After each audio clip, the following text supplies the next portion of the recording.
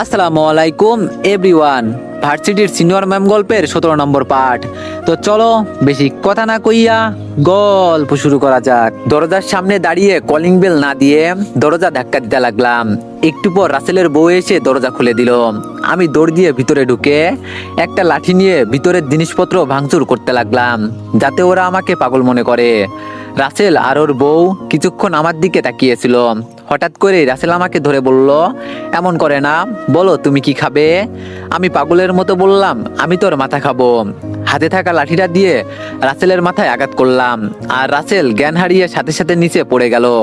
আমি যেটা চাইছিলাম ঠিক সেটাই হয়েছে। হাতে থাকা লাঠিটা ফেলে দিয়ে রাসেলের বউয়ের দিকে তাকিয়ে বললাম, কি ভাবি, আমাকে দেখে মনে হয় কি আমি পাগল?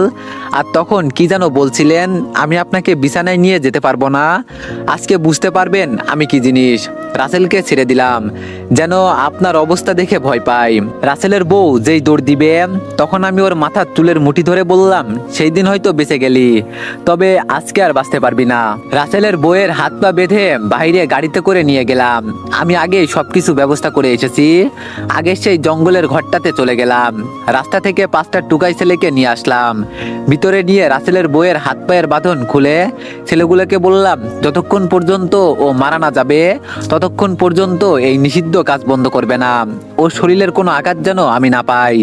বিনিময়ে যত টাকা লাগে আমি দিব, তোমরা কাজ শুরু করো। আমার কথা শুনে রাসেলের বউ কান্না করতে করতে বলছে, প্লিজ ভাইয়া, আমাকে ছেড়ে দেন, আমি টাকার নেশায় অন্ধ হয়ে গিয়েছিলাম। আমি তো আপনার বোনের মতোই। আমি মাথায় হাত দিয়ে বললাম, আমার বোন না, ওকে তো আমি কি যে করব নিজেও বলতে পারি না। আমি দরজা বন্ধ করে বাইরে চলে গেলাম। আমি আমার পুরাতন অ্যাকাউন্টে ঢুকলাম। না, যত টাকা রেখেছিলাম ঠিক ততই আছে। ঘন্টাখানিক বসে থাকার পর একটা ছেলে বের হয়ে বলল, ভাই, আপনি যেভাবে বলছেন সেভাবে কাজ হয়ে গেছে, শুধু মেয়েটার পা দুটো রক্তে লাল হয়ে গেছে, আর রক্ত কোনোভাবে বন্ধ হচ্ছে না। আমি বললাম, সমস্যা নেই, চলবে। আর শোনো, তোমরা 5 জন আমার সাথে 1 মাস কাজ করবে।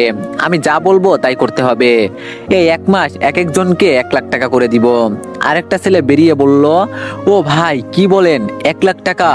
আপনি যা বলবেন আমরা তাই করব, আপনি তো আমাদের গুরুজি। আমি বললাম, হয়েছে, আর কিছু বলতে হবে না। আমি কল দেওয়ার পর যেই ঠিকানা দিব সেখানে চলে যাবে মেয়েটাকে নিয়ে। এখানে শুধু একজন থাকো, বাকি সবাই আড়াল থেকে আমাকে বডিগার্ডের মতো রক্ষা করবে। বিনিময়ে যতজন মারতে হয় মারবে, পুলিশের বিষয় আমি দেখব। টাকার বন্যা বসিয়ে দিব তোমাদের উপর। শুধু এইটুকু খেয়াল রাখবে যেন আমার কিছু না হয়। ছেলেগুলো খুশি হয়ে বলল, ভাই, এতদিন তো আমরা এটাই চাইছিলাম।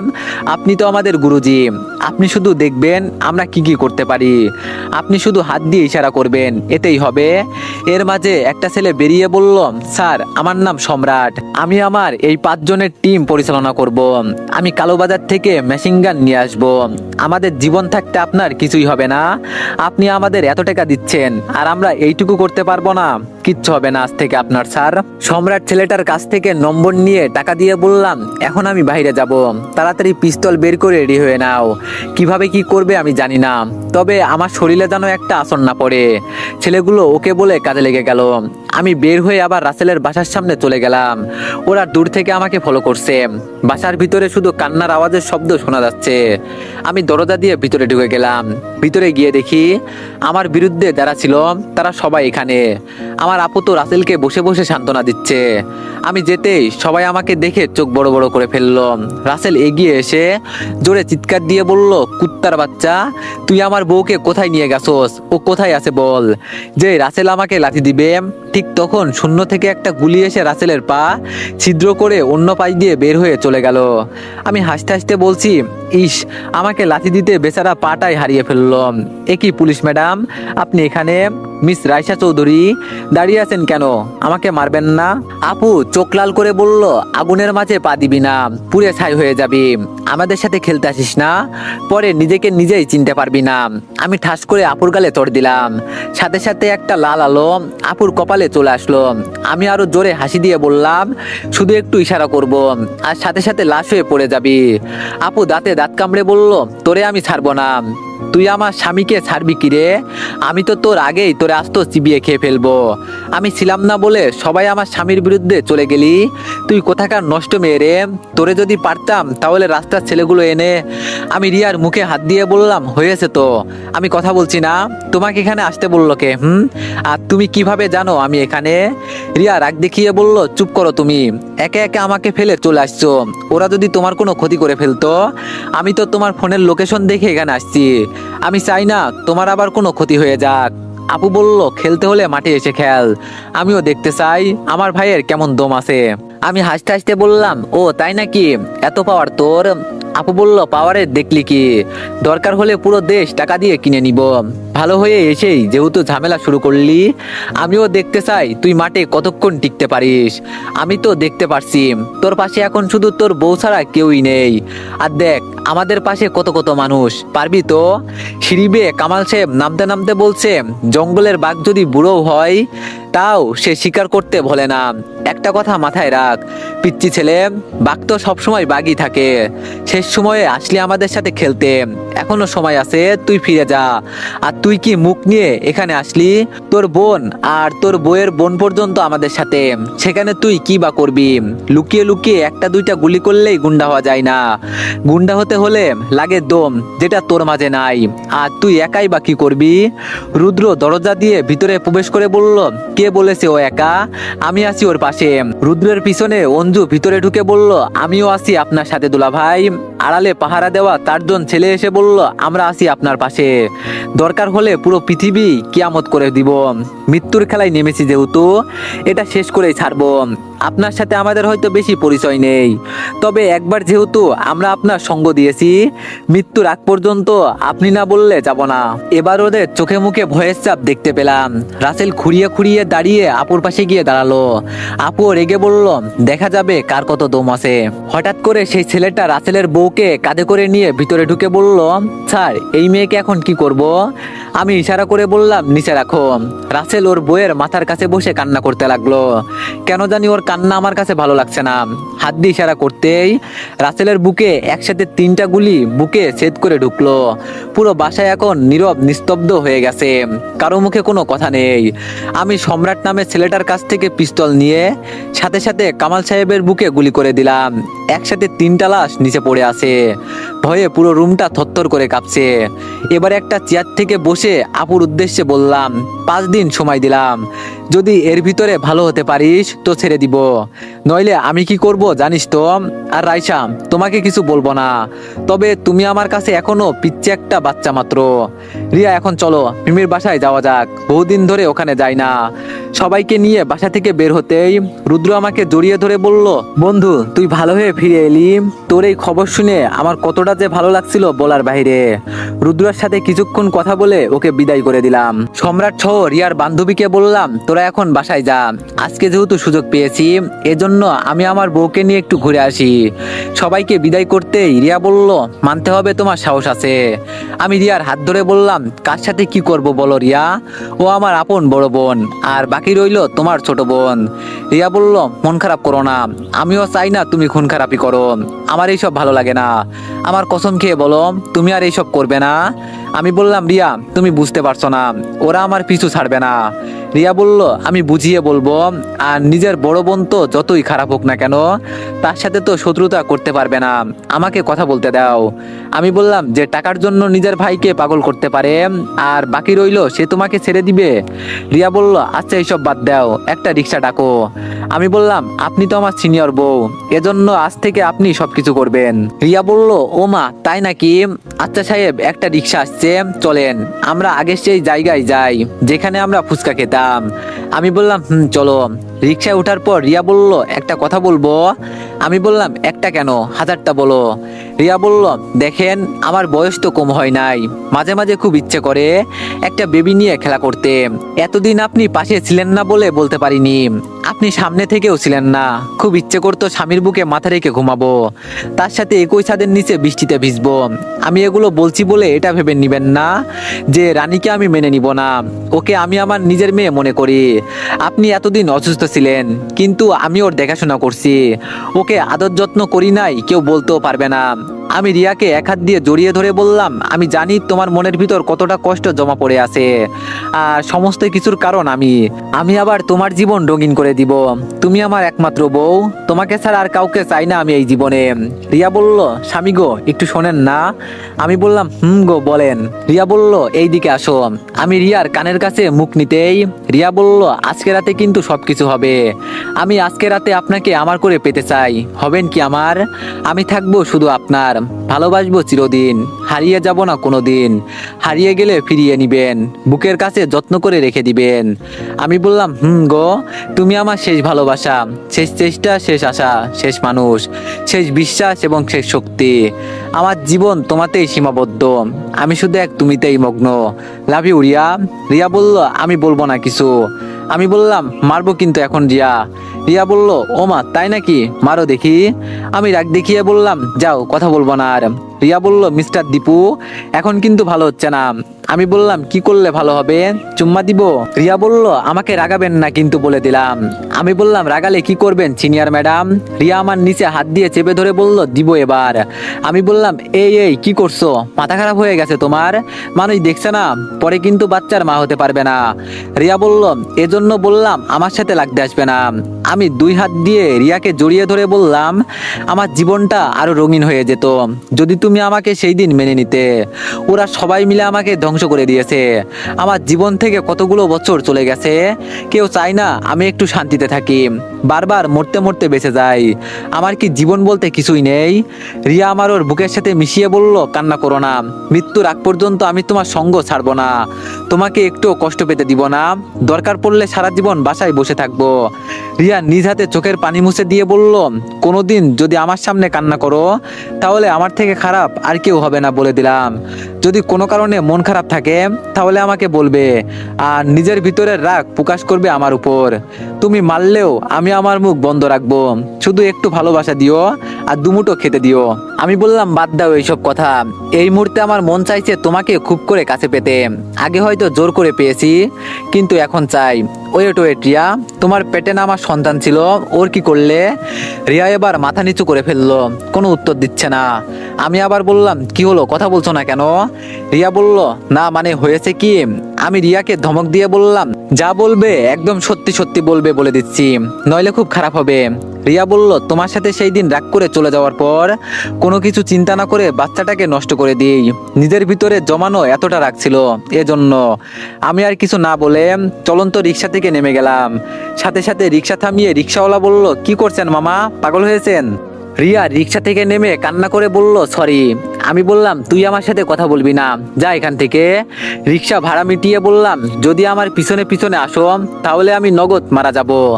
যে আমার বাচ্চাটাকে নষ্ট করতে পারে সে আমাকে কি ভালোবাসবে? ভাবছিলাম সবকিছু ঠিকঠাক করে নিব, কিন্তু অল্প একটা কারণে আমার বাচ্চাকে নষ্ট করে দিলি। 2 দিন পর নতুন কাউকে পেলে আমাকেও তো খুন করে দিবি। অনেক হয়ে চান না, যা এখান থেকে, আমাকে বিরক্ত করবি না। রিয়া কান্না করতে করতে বলছে, প্লিজ এখানে সিনকেট করো না, মানুষজন দেখছে, বাসায় চলো, তোমাকে সবকিছু বুঝিয়ে বলছি আমি বললাম, আমি আর ওই বাসায় যাব না, আমার মেয়েকে পাঠিয়ে দিস। রিয়া বলল, সাধারণ একটা বিষয় নিয়ে তুমি আমাকে বকাঝকা করছো? আমি বললাম, বাবা এটা সাধারণ বিষয়, আমি এই কাকে নিয়ে সংসার করছি, একটা বাচ্চার জন্য মানুষ আল্লাহর কাছে কত দোয়া করে, আর তোর কাছে এটা সাধারণ? রিয়া আমার হাত ধরে টেনে বলল, প্লিজ চলুন, বাসায় গিয়ে যা পারেন তাই করিয়েন, এখন চলেন। আমাদের কাহিনী দেখে কয়েকটা ছেলে এগিয়ে এসে আমার কলার ধরে বলল, তোর কত বড় সাহস, আমাদের ম্যাডামের সাথে বিয়াদবি করিস, রাস্তায় একা পেয়ে উনার সুযোগ নিস, আজকে তোরে খাইছি। ছেলেগুলো আমাকে মারতে যাবে, ঠিক তখন আমি পকেট থেকে পিস্তল বের করে বললাম, এটা কি দেখলি, জায়গায় ভরে দিব, ম্যাডামের জন্য এত দরদ থাকলে নিয়ে যাও ওকে আমার সামনে থেকে। ছেলেগুলো আমাকে ভয় পেয়ে রিয়ার সামনে গিয়ে বলল, ম্যাডাম চলেন এখন যাওয়া যাক, নইলে এই ছেলে আপনার সুযোগ নিবে। রিয়া রাগ দেখিয়ে বলল, তোমরা এখান থেকে যাও বলছি, উনি আমার স্বামী হন। ছেলেগুলো আমাকে সরি বলে চলে গেল। রিয়া কান্নামাখা কণ্ঠে বলল, আমার ভুল হয়ে গেছে, প্লিজ আমাকে মাফ করে দেন। আমি বললাম, আমার মেজাজ এখন পুরো গরম আছে, এজন্য বলছি প্লিজ আমার সামনে থেকে সরে যাও, নইলে আমি উল্টাপাল্টা কিছু করে ফেলবো। রিয়া বলল, তুমি আমাকে মারো কাটো যাই করো, প্লিজ এখন বাসায় চলো। আমি বললাম, আমি বলছি না বাসায় যাব না, পরে যাব।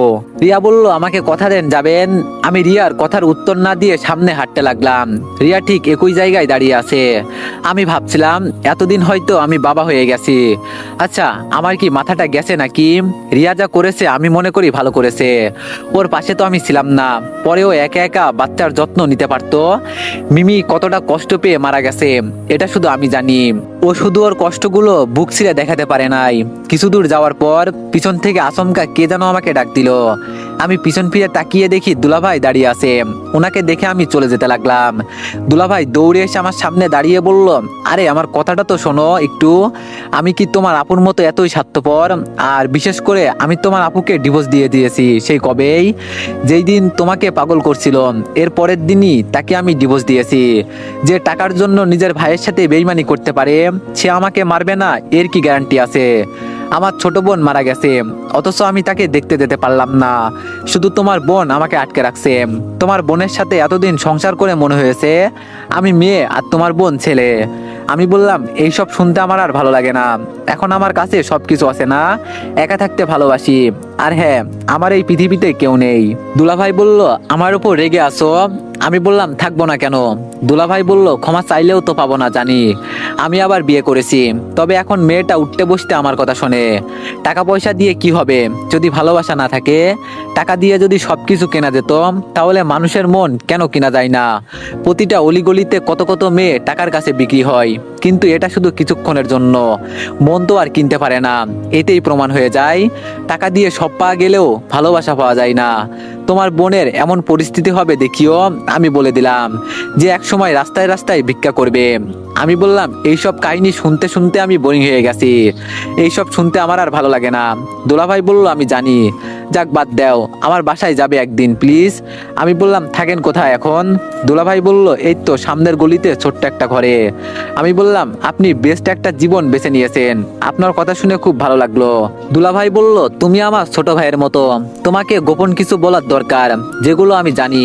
তোমার বোন ব্যবসার উদ্দেশ্যে প্রতিটা কোম্পানি মালিকের সাথে রাত।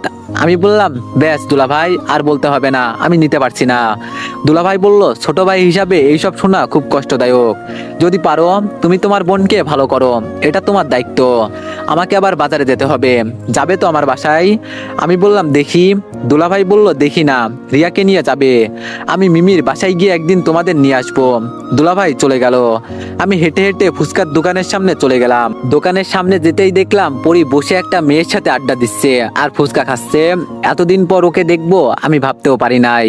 আমি এখানে ফুচকা খেতে আসছি, সেটা খেয়েই বরং চলে যাই, এত ঝামেলা করতে চাই না আর। দোকানের সামনে গিয়ে দাঁড়াতেই পরি আমাকে দেখে একটা হাসি দিল। পরি চেয়ার ছেড়ে আমার সামনে দাঁড়িয়ে বলল, আসসালামু আলাইকুম সাহেব, কেমন আছেন? আমি এমন ভাব ধরলাম যেন মনে হলো পরি আমাকে সালাম না দিয়ে আমার পাশের জনকে দিল।